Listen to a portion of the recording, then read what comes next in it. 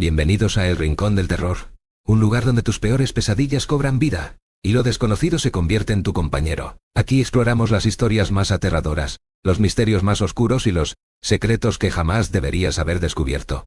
Prepárate para noches sin descanso y escalofríos que recorrerán tu cuerpo. Si es así, suscríbete ahora, enciende las notificaciones y déjanos un comentario, porque en este rincón siempre hay lugar para más valientes o más víctimas. El último campamento. Fui lo que se conoce como un bebé arcoíris. Mis padres intentaron tener un hijo por muchos años, y todos aquellos fallidos intentos culminaron con un aborto espontáneo que resultaba ser en extremo doloroso para mis padres.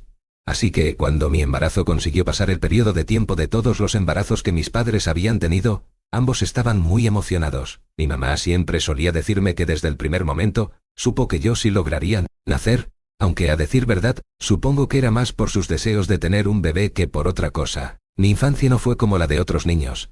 Creo que si mis padres hubiesen tenido la posibilidad de meterme en una burbuja, a prueba de gérmenes y peligros, lo hubiesen hecho sin pensarlo dos veces. Si estaba cayendo una brizna ligera, mamá no me dejaba salir de la casa, ni siquiera a la escuela. Lo mismo ocurría cuando la temperatura bajaba unos cuantos grados más de lo normal, o incluso había ocasiones en las que no iba a la escuela porque hacía frío en la mañana, pero, a medida que la mañana avanzaba el calor llegaba, sin pijamadas, excursiones escolares, o permisos para salir con mis amigos.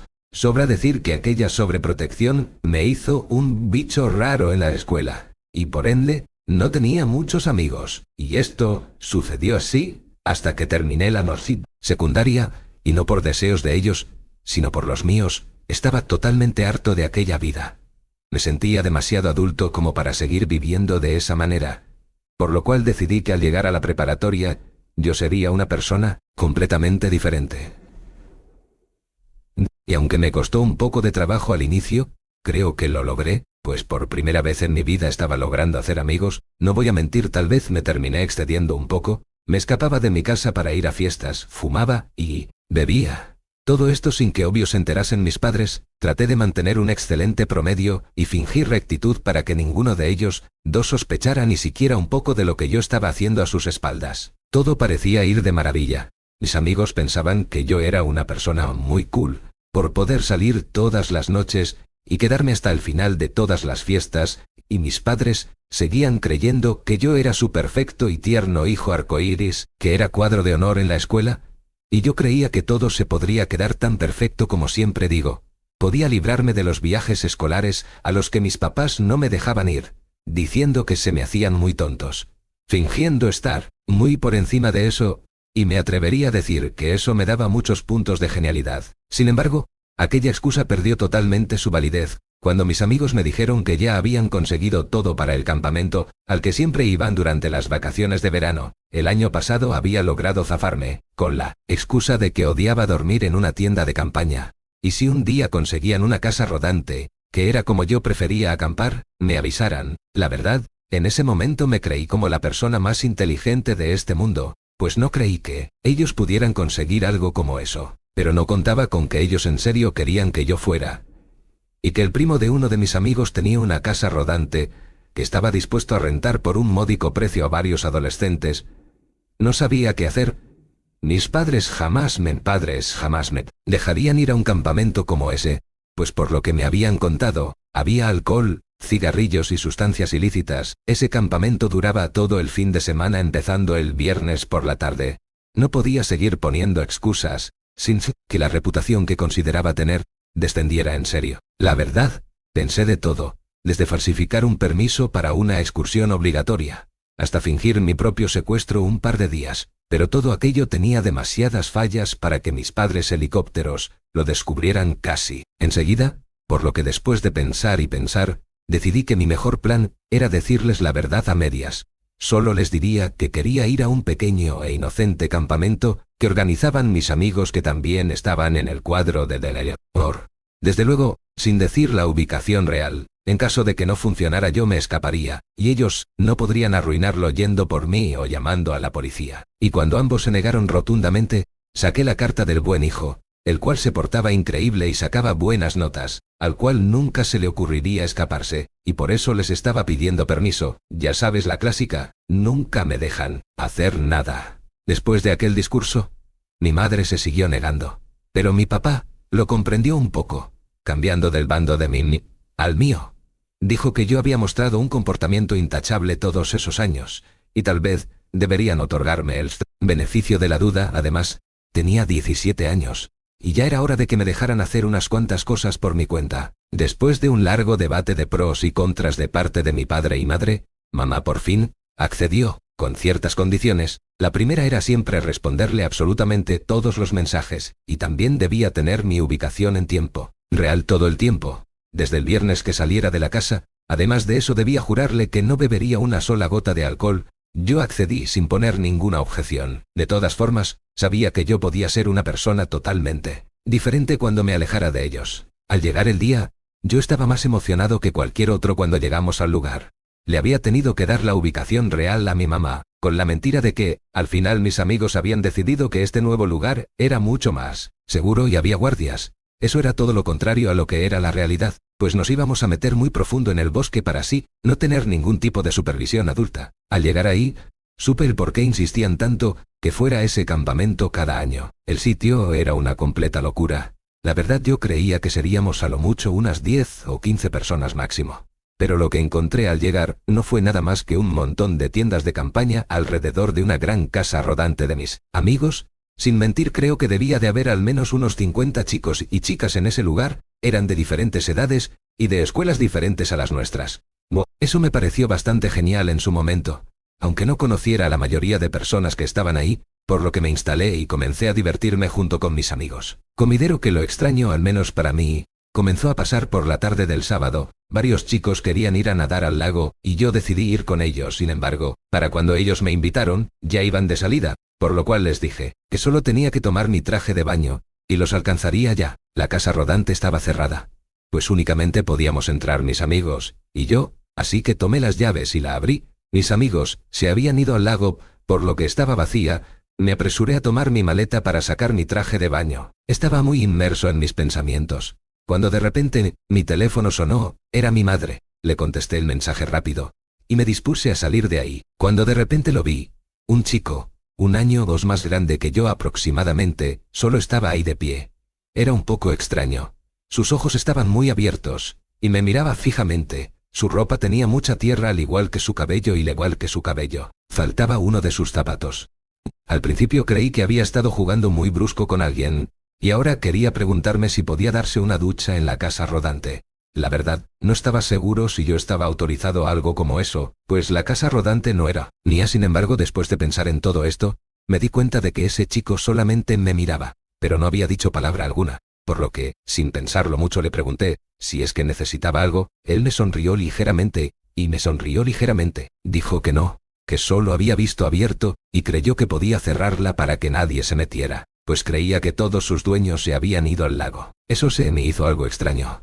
Creí que quizás planeaba robarse algo, y no esperaba encontrarme ahí, por lo que entró en pánico, e inventó la peor excusa de la historia. Le respondí que de hecho, estaba a punto de cerrar para irme al lago. Así que ambos bajamos, y yo me aseguré de poner llave a la puerta. Él me dijo que también iría al lago, así que iría conmigo. Yo le respondí que me daba igual, y ambos comenzamos a caminar. Él comenzó a hacerme plática. Mentiría si les dijera exactamente qué me dijo, pues eran más que nada trivialidades que no se quedan en la memoria de uno por mucho tiempo, y sobre todo porque para mí, en ese momento, no era nada más que uno chico cualquiera como los otros 50 de aquel masivo campamento.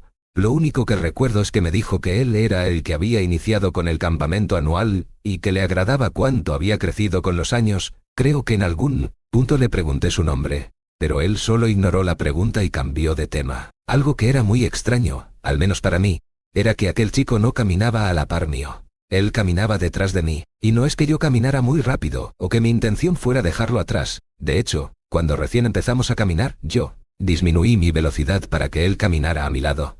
Pero él también bajó la suya para quedarse detrás de mí, por lo cual, después de un par de minutos, decidí no darle mayor importancia y seguir con mi andar normal. Cuando por fin llegué al lago con mis amigos, ellos me dijeron que me había tardado mucho, a lo que yo les contesté que me había demorado por ese chico, señalando detrás de mí. Todos me miraron extraño cuando vieron que detrás de mí no había nadie. Yo volteé algo extrañado, pues podría jurar que poco antes de llegar aún seguía hablando conmigo. Les expliqué a mis amigos sobre aquel chico, y ellos me dijeron que lo más probable era que al final decidió que ya no quería nadar, y decidió volver al campamento. Así que sin darle más vueltas al asunto, terminé concordando con ellos. Cuando comenzó a oscurecer, decidimos que lo mejor era volver al campamento con los demás, por lo cual, nos cambiamos de ropa, y volvimos. No sabía el por qué, pero algo dentro de mí quería volver a encontrar a ese chico. Lo estuve buscando con la mirada entre la multitud, pero no tuve éxito. Finalmente me ofrecí junto con otros para estar en las parrillas de las hamburguesas. Creía que si estaba ahí, el chico tendría que venir hacia mí, en cualquier momento. Cuando suficientes hamburguesas estuvieron listas, las personas comenzaron a rodearnos para conseguir la suya, pero no lograba ver a aquel chico por ningún lado. Sin embargo, cuando la gente se disipó, él se me volvió a acercar. Le dije si quería una hamburguesa, pero me dijo algo que en su momento no me pareció importante, pero en este momento sí. No gracias, yo ya no tengo hambre. Le pregunté también el por qué se desapareció en el lago, a lo que solo me contestó que había demasiadas personas ahí. Le dije que no eran tantas, y después de eso fuimos a buscar algunas cervezas. Él era muy agradable. Estuvimos gran parte de la noche juntos. Me dijo que venía de una escuela algo lejos de la mía, y que sus padres se habían ido de su casa un día, así que vivía solo en un pequeño departamento, y su padre le mandaba poco de dinero semanal. Pero fuera de eso, no le hablaba para nada más. Simplemente había algo en el que me generaba un fuerte lazo de confianza difícil de explicar. De hecho, en algún punto de la noche, ya estando un poco ebrio, me sinceré con él. Le dije que era una farsa, y el cómo le había mentido a mis padres para poder estar ahí ese día. Él no me juzgó. De hecho, creo que de cierta manera lo logró comprender. Me dijo que a veces los padres hacen lo que creen que es mejor para nosotros, aunque no siempre fuera lo correcto. Recuerdo que le dije que trataría de volver el siguiente año, para así encontrarnos de nuevo. Pero él me respondió que no pensaba poder volver el siguiente año, que algo en él le decía que ese era su último campamento. Se veía muy triste. Cuando me contó eso último, por lo cual no indagué más en ello, sentía que quizás sus padres le habían dicho que se mudaría con alguno de ellos cuando terminara ese año escolar, y por eso no podría volver el año siguiente. Así que le propuse intercambiar números de teléfono para seguir en contacto. Después de ese día, él aceptó, y con un marcador azul que él traía en su bolsillo, pintó su número en mi brazo, escribiendo debajo del mismo Víctor, junto con una carita feliz. Cuando vimos que la mayoría comenzaba a entrar a sus casas de campaña, ambos nos despedimos y nos fuimos a nuestros respectivos lugares para dormir. A la mañana siguiente, me levanté temprano y desayuné con mi grupo de amigos. Les platiqué sobre Víctor y les dije si estaba bien que pasara el día con nosotros. Todos estuvieron de acuerdo. Así que fui a buscarlo, pero aunque recorrí todo el campamento, no logré encontrarlo por ningún lado. Aunque eso me decepcionó, decidí solo seguir con mi día. Supuse que eventualmente lo encontraría por ahí en cualquier momento, pero a medida que el día transcurría me daba cuenta de que Víctor no se encontraba en el campamento. Eso la verdad me dio un sentimiento que hasta la fecha no puedo terminar de describir. Era una extraña mezcla de enfado y tristeza que me provocaba querer tirar un árbol a patadas. Era el último día de campamento, y ya no lo volvería a ver nunca más. Marqué, y envié un sinnúmero de veces, sin ningún tipo de respuesta. Y para el final de la noche estaba tan enojado con Víctor, que me estaba repitiendo constantemente a mí mismo que no me importaba, y que por mí él se podía regresar a su casa o morir, pues a mí me daba exactamente lo mismo. Al final de cada campamento, varias personas encendían una gran fogata como una especie de despedida para el campamento de ese año. Me pidieron ayudar, pero honestamente estaba tan enojado con todo y todos que solo me quedé en la casa, rodante, alegando que me sentía muy mal y que lo más probable era que ni siquiera saldría a la fogata más tarde. Mis amigos no le dieron mayor importancia y ellos sí salieron, dejándome completamente solo en la casa rodante. Estuve jugando en mi teléfono como por una hora, aunque finalmente decidí que lo mejor era intentar dormir. Así, sería lunes más pronto, y yo podría volver a mi casa de una buena vez. Estuve dando vueltas un buen rato en la cama. Me odiaba, pero una parte mía quería salir a la fogata, con el único propósito de ver si Víctor estaría ahí como todos los demás.